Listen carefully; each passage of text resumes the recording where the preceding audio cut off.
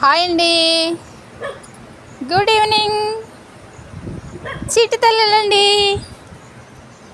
ఈ రోజున లోపల కాస్త మట్టి ప్రదేశం ఉందండి. అందులో అన్ని బండలు ఏం చేసాము, అందుకని చిట్టి తల్లుల్ని కాసేపు బయటకు వదిలానండి.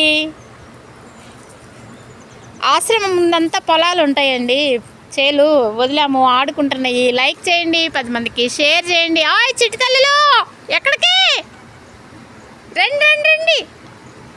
అర్రే కోడెమ్మడి పడింది.